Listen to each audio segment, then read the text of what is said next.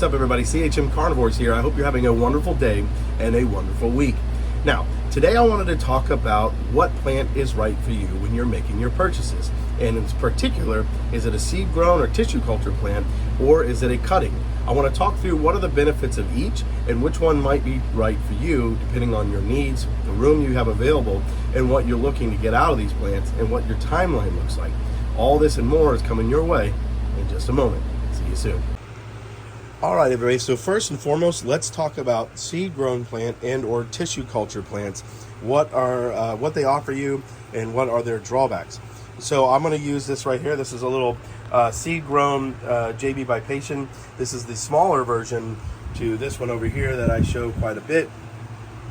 Now, the good thing about seed-grown plants is you're going to get genetic variability, just like anything with the seeds. It's not going to be exactly like the mother or father plant, and so you will get some genetic variation there. The other thing that's good about seed-grown plants is that they tend to be much stronger genetically, and so they can withstand a lot of,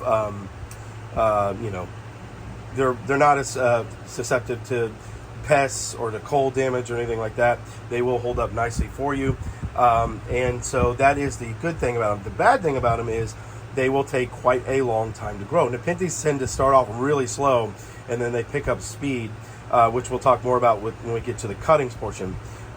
So when you are growing Nepenthes, this is a truncata, obviously it's going to be slower. You need to understand what it is that you're looking to get. If you're looking for instant gratification, a seed-grown plant like this may not be what you want to go with, because it will take a substantial amount of time for them to get large. Now, this is a JB by, what is this one? Yeah, JB by Truncata Giant. Same thing. I bought this plant maybe 6 months ago, 8 months ago, and it was very, very small. And so that is the other drawback. Most of the time, not always, but when you're buying from larger suppliers, you are going to get a very, very small plant. They wait till they get to just about the point where they're able to be sellable, and then they sell them. So the good news on that, though, is that you tend to get clusters of plants like this because suppliers, A, don't want to pull them apart, but B, it is very risky to the plant to start pulling them apart. So that is the good thing about them. And one of the good things about them is that if you have the patience to grow these and have the time, you can do this. And this is about the point where I could start pulling them apart. And just in this pot alone, I probably have 5-6 plants, and then I've got more here. And so all these came from predatory plants. And so that is the good thing about seed-grown plants.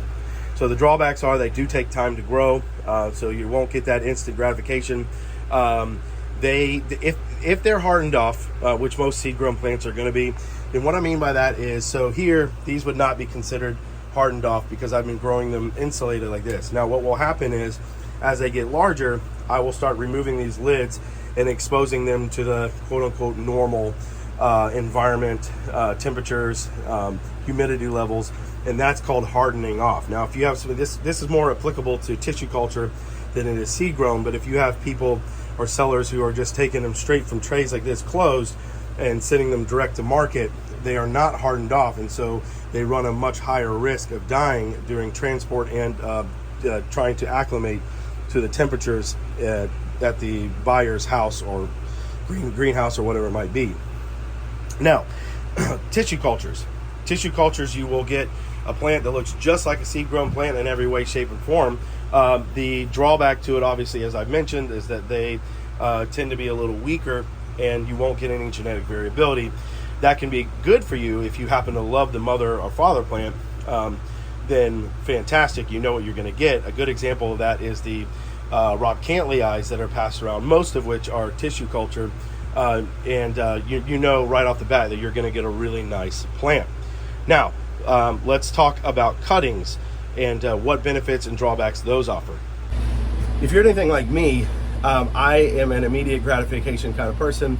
I don't mind waiting, especially when it comes to Nepenthes, but I do like a little bit of that immediate gratification and that immediate look, and I like those large pictures very fast. Most of the plants I grow have very large pictures, or will eventually, and that's what I like. And so for me, cuttings tend to be the thing that works best. Cuttings will provide you larger pictures quicker, and it will provide you a much hardier, much faster growing plant. Now there are some drawbacks to that. There are some pros and cons, and we're going to dive into those just now. So let's talk about the cons of cuttings first and foremost. The con is they will get big very, very fast. If they've been rooted correctly, and if they've had time to root, they will be well-established plants, and so they will grow very, very quickly. And so you need to be able to understand that and have a place in your grow tent or house or whatever where you can support that. They will not, so they're already past sort of the smaller stage where they're going to slow down or where they're going to start speeding up. They're already to the point where they're just going to be taken off as soon as you put them in a good setting. So that is one drawback. The other drawback is you don't know in a cutting whether or not you're getting a lower or upper. And so if you are buying a plant because you really like the lower pitchers, but you happen to get a cutting, you're going to have to wait for a basal to form off the roots. And depending on the species and or hybrid, that can take a considerable amount of time for you to get that. So you won't be able to get those lower pitchers right away. Vice versa, if you like the uppers, like it's say in an IMA, you may have to wait a while for that.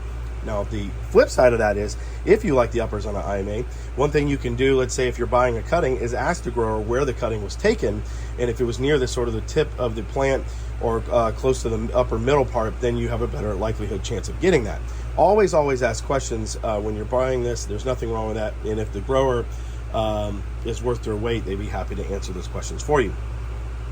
Now, another drawback to cuttings is you don't know if you're going to get a node. And so depending on how the cutting was done, most of the time you want to have at least 2 to 3 segments in between, and that offers the ability for aerial nodes to grow. And so why that's important is for a couple reasons. One, it gives you more plant, which everybody loves. But then 2, it affords you a better opportunity to get a basal sooner. And then 3, it gives you sort of a fail-safe. If for some reason the main growth tip starts to go bad, then you have the ability to have an offshoot that will occur on your cutting. But not all cuttings are built the same, and some of them won't have that. So like for this one, for example, this Truncata Giant Alata by Truncata Giant is the last node. Let me see if I can get in there. See, there's the main growth. It's the last node. So if this breaks off, there's a likelihood that I'll be sitting around for quite a while waiting for anything to grow from that. Now the plus is, and this is why I love cuttings, is you have, like, see this plant right here. This is the Hamakua by Truncata Giant, and right away, I mean, look at the size of this pitcher, about 13 inches. Can't really get it in the frame, and the camera doesn't always point it out, but as you can see, based on the curvature of this pitcher and where the tendril lines up, this is going to be an intermediate, and so the basals will get about 18 inches tall. And so that is the good benefit of growing these cuttings, is that you'll get that instant gratification of getting these larger pitchers right away, if that's what you're into and that's what you like. The other good thing about cuttings, and this is what I'll leave off for the last thing about them, is you're going to get a well-established, very strong plant. So these are coming from the mother vine, and so they are very strong. Most of them, before they're sold, have very well-established roots, and so for all intents and purposes, you're getting a very, very strong plant that has been hardened off and is going to be a very fast grower for you. The downside is, like I said, they will take off very fast, and so if you're not ready for that, or if you don't have the room, you can find yourself in a bind pretty quick. Right. So the last thing I'll leave off with is this. If you are going to buy a cutting, you have 2 options. You can buy them rooted or unrooted. Now, unless you've been growing Nepenthes for a while, I recommend rooted cuttings, because with unrooted cuttings, you're still going to pay a premium, but you're running a big risk that those plants will not strike.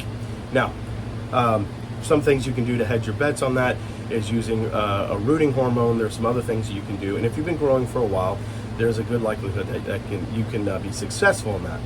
I personally, even though I've been growing Nepenthes for a while, I still like getting the rooted cutting, because somebody's done the work for me and I get to sit back and enjoy the plant.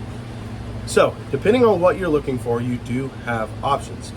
What I always recommend is understand what you're getting into before you make a purchase. Understand what your environment, what your conditions are, what you can afford to have in your care, not necessarily now, but in the long run. And so one of the videos I'm going to be making here in the future is about growing plants in terrariums or aquariums. And so that's something I used to do. There are some drawbacks to that, and part of that is understanding the environment and understanding what the plant is going to be and not necessarily what the plant is. I hope you've enjoyed this video. I'm sorry I'm not as exuberant, as excited. I do have COVID and I am very under the weather, but I hope that you've enjoyed this video. If you have any questions or comments, please don't hesitate to reach out to me. Either put it in on a comment on YouTube video, or you can reach out to me directly on Instagram. I'm happy to help with any questions that you might have. I hope that you have a wonderful day and a wonderful week. Take care.